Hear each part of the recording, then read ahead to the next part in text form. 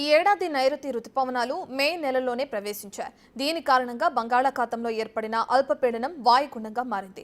వాయుగుండం ప్రభావంతో రానున్న 4 రోజుల పాటు 2 తెలుగు రాష్ట్రాల్లో వర్షాలు కురవనున్నాయి. ఏపీలో భారీ వర్షాలు కురవనున్నట్లు వాతావరణ శాఖ హెచ్చరించింది. ఇప్పటికే తెలంగాణ అంతటా నైరుతి రుతుపవనాలు విస్తరించాయని చెబుతున్నారు అధికారులు.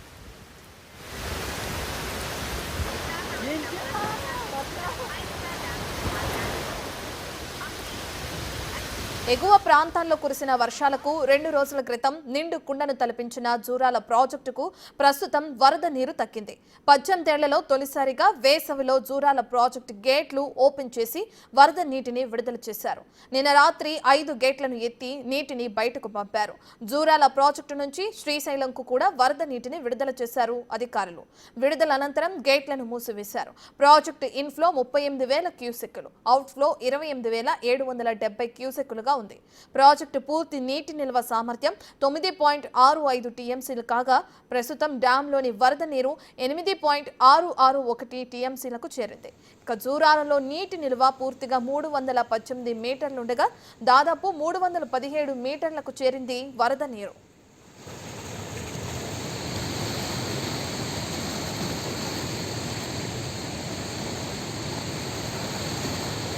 జూరాల ప్రాజెక్టుతో పాటు కృష్ణానదిపై ఉన్న దాదాపు అన్ని డ్యాంలకు వరద నీరు భారీగా పోటెత్తింది. దీంతో ఎగువ దిగువ ప్రాజెక్టుల్లోని విద్యుత్ కేంద్రాల్లో 7 జల విద్యుత్ యూనిట్లలో విద్యుత్ ఉత్పత్తి చేస్తున్నట్లు తెలిపారు అధికారులు.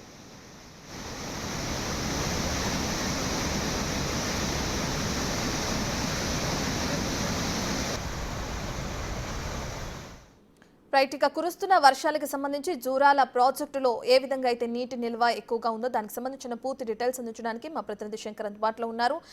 శంకర్, మనం చూస్తున్నాం ఇప్పటికే దీని వల్ల కరెంటు సప్లై అనేది కూడా పెరిగిందని చెప్తున్నారు. క్యూసెక్ల వాటర్ కూడా ఎక్కువగా నిల్వ ఉండడం జూరాల ప్రాజెక్టులో మనం చూస్తున్నాం. ప్రస్తుతం జూరాల ప్రాజెక్టు దగ్గర పరిస్థితి ఏ విధంగా ఉంది? ఇప్పటికే జూరాల ప్రాజెక్టుకు గత 2 రోజుల ముందు కూడా పెద్ద ఎత్తున భారీగా వరద నీరు వచ్చి తీరడంతో ప్రాజెక్టుకు సంబంధించినటువంటి 10 గేట్లను పైకెత్తి శ్రీశైలం దిగువకు వాటర్ రిలీజ్ చేసినటువంటి సిచ్యువేషన్ మనం 2 రోజులుగా చూస్తున్నాం. ముఖ్యంగా నిండు వేసవిలో ఇట్లాంటి దృశ్యము దాదాపు 18 సంవత్సరాల రిపీట్ అయిందని చెప్పి కూడా అధికారులు చెప్తున్నటువంటి సిచ్యువేషన్. ఇక ఒకే నీటి సంవత్సరానికి సంబంధించి 2024-2025 సంవత్సరానికి సంబంధించి ఓవరాల్గా ఫస్ట్ ఆగస్టు అంటే ఈ నెలకు సంబంధించినటువంటి మే నెలలో ఈ విధమైనటువంటి గేట్ ఎత్తడం ఇదే ప్రప్రథమని కూడా ప్రాజెక్ట్ అధికారులు చెప్తున్నటువంటి సిచ్యువేషన్. ఎప్పుడైనా సరే జూరాల ప్రాజెక్టుకు సంబంధించి జూన్ మొదటి లేదా చివరి వారంలో ఈ యొక్క వర్షాల రాకతో మొత్తంగా ప్రాజెక్టు నిండుకుండలా మారేది. కానీ ప్రజెంట్ సిచ్యువేషన్ అంతా కూడా మారిపోయింది. 2 రోజుల ముందు 10 గేట్లను ఎత్తారు, కానీ నీటి వరద ప్రవాహం అనేది పూర్తిగా తగ్గిపోవడంతో ప్రాజెక్టుకు సంబంధించినటువంటి ప్రజెంట్ గేట్లన్నీ కూడా క్లోజ్ చేసి దిగువకు వాటర్ను రిలీజ్ చేయనటువంటి సిచ్యువేషన్ ఇక్కడ కనిపిస్తుంది. ముఖ్యంగా వేసవిలో ప్రధానంగా ఉమ్మడి పాలమూరు జిల్లా వరప్రధానంగా చెప్పుకున్నటువంటి మహబూబ్ నగర్ జూరాల ప్రాజెక్టులో గత నెల రోజుల క్రితం వరకు కూడా ఎక్కడ కూడా వాటర్ నిల్వలు అనేది పూర్తిగా తగ్గిపోవడంతో పాటు కనీసం తాగునీటి కష్టాలు కూడా ఎదుర్కొంటామని చెప్పి కూడా అధికారులు అంచనా వేసినటువంటి సిచ్యువేషన్ నుండి ఒక్కసారిగా కృష్ణా పరివాహక ప్రాంతం నుంచి కాకుండా కర్ణాటక మహారాష్ట్ర ప్రాంతాల్లో కురుస్తున్నటువంటి భారీ వరద భీమా వాటర్ అంతా కూడా పెద్ద ఎత్తున వాటర్ అంతా ప్రాజెక్టులోకి వచ్చింది. ఒక 2-3 రోజులుగా కూడా 98,000 క్యూసెక్ల వాటర్ ప్రాజెక్టు లోకి చేరుకోవడం, ఆ తర్వాత 10 గేట్లను ఎత్తడంతో పాటు దిగువ శ్రీశైలానికి 85,000 క్యూసెక్లను కూడా ఎత్తినటువంటి సిచ్యువేషన్. ఇక ముఖ్యంగా ప్రజెంట్ గేట్ ను క్లోజ్ చేశారు. ప్రజెంట్ ప్రాజెక్టు నీటి సామర్థ్యం 9.657 టీఎంసీలు కాగా దాని అంటే పూర్తి నీటి సామర్థ్యం సామర్థ్యం వచ్చేసి 9.657 టీఎంసీలు, కానీ ప్రజెంట్ అది 8.17 టీఎంసీలుగా కొనసాగుతుంది.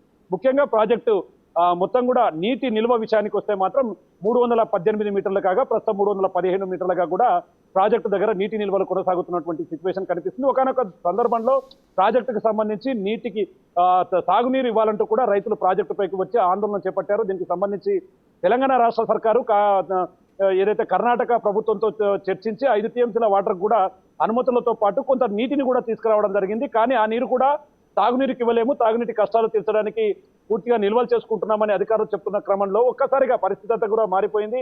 నైరుతి ఋతుపవనాలు రాక ముందుగానే రావడం, ప్రాజెక్టుకు ఎగువన ఉన్నటువంటి ప్రాంతాల్లో పెద్ద ఎత్తున వర్షాలు కురవడంతో ఆ వాటర్ అంతా కూడా ప్రాజెక్టులకు వచ్చి చేరినటువంటి సిచ్యువేషన్ ప్రాజెక్టు దగ్గర కనిపిస్తుంది. ముఖ్యంగా ఆల్మట్టి నారాయణపూర్కు సంబంధించి ప్రాజెక్టు ఎప్పుడైతే నిండుతావో కర్ణాటక మహారాష్ట్ర అక్కడ నుంచి వాటర్ వస్తే తప్ప ప్రాజెక్టు నిండే సిచ్యువేషన్ గత సీజన్లో కనిపించలేదు. కానీ ప్రజెంట్ సిచ్యువేషన్ అలాగా లేదు. మొత్తంగా ఎప్పుడైతే సఫిషియెంట్ వాటర్ ఉంది, శ్రీశైలం దిగువకు ప్రజెంట్ ప్రాజెక్టు కుడి ఎడమకు కాలువల ద్వారా కూడా కొంత నీటిని దిగువకు విడుదల చేస్తున్నారు. అది ముఖ్యంగా ఏదైతే ఎడమ కుడి జల విద్యుత్ కేంద్రాలు ఉన్నావో అక్కడ 7 యూనిట్లలో ఇప్పటికే విద్యుత్ ఉత్పత్తి ప్రక్రియనైతే ప్రారంభించినటువంటి పరిస్థితి. గతంలో 344 మిలియన్ల ఏదైతే విద్యుత్ను మేమంతా కూడా ప్రారంభించాము, దాన్ని పూర్తిగా తీసుకోగలిగాము. ఈసారి కొంత ముందుగానే వర్షం వచ్చింది కాబట్టి ఈసారి పెరిగే అవకాశం ఉందని చెప్పి కూడా జెన్కోకు సంబంధించినటువంటి అధికారులు చెప్తున్నటువంటి సిచ్యువేషన్. మరోవైపు ప్రాజెక్టు నుంచి ప్రజెంట్ 28,000 క్యూసెక్ల వాటరు మొత్తంగా ప్రాజెక్టు లోపలికి వచ్చి చేరుతుంది. 35,000 క్యూసెక్లు దిగువకు విడుదల చేస్తున్నారు. ఎందుకంటే క్రస్ట్ గేట్ల నుంచి కూడా అదేవిధంగా విద్యుత్ ఉప కేంద్రాల నుంచి వాటర్ అంతా బయటికి వెళ్తూ శ్రీశైలం దిగువకు వెళ్తుంది.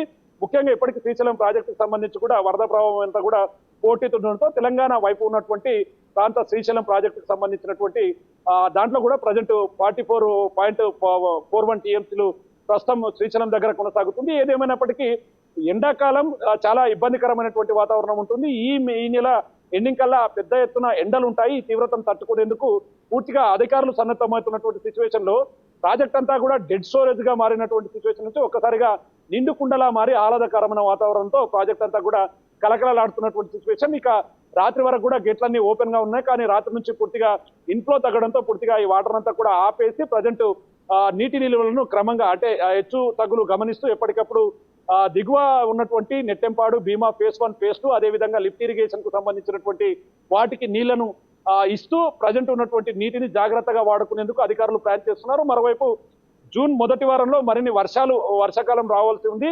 ఆ సీజన్ లో పెద్ద ఎత్తున వరదలు రావాల్సి ఉంటాయి. కాబట్టి అధికారులు ఇప్పటికే అప్రమత్తమవుతున్నారు. కొంత జూరాల ప్రాజెక్టుకు సంబంధించి సీజన్ కు ముందు కూడా ప్రాజెక్టుకు సంబంధించినటువంటి గేట్ల రిపేరు, మరమ్మతులు ఇవన్నీ కొనసాగుతాయి.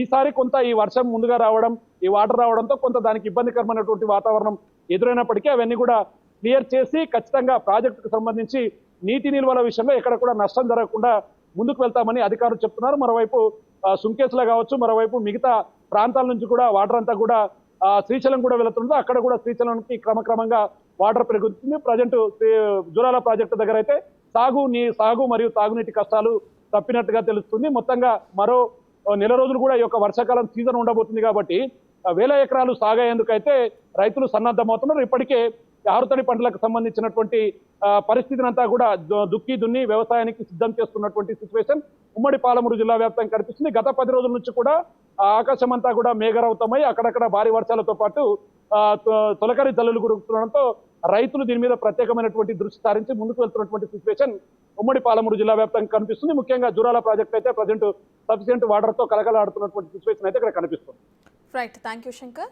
రైట్, ఇక కురుస్తున్న అకాల వర్షాల కారణంగా జూరాల ప్రాజెక్టు నిండు కుండలా మారింది. దానికి సంబంధించిన న్యూస్ మనం చూస్తున్నాం. ఇప్పటికే నైరుతి రుతుపవనాలు మే నెలలోనే ప్రవేశించాయి. దాంతో కురుస్తున్న వర్షాల కారణంగా జూరాల ప్రాజెక్టు నిండు కుండలా మారినట్లు కూడా చూస్తున్నాం. దీంతో గేట్లని వదిలేసి దిగువకు నీటిని విడుదల చేస్తున్నారు అధికారులు.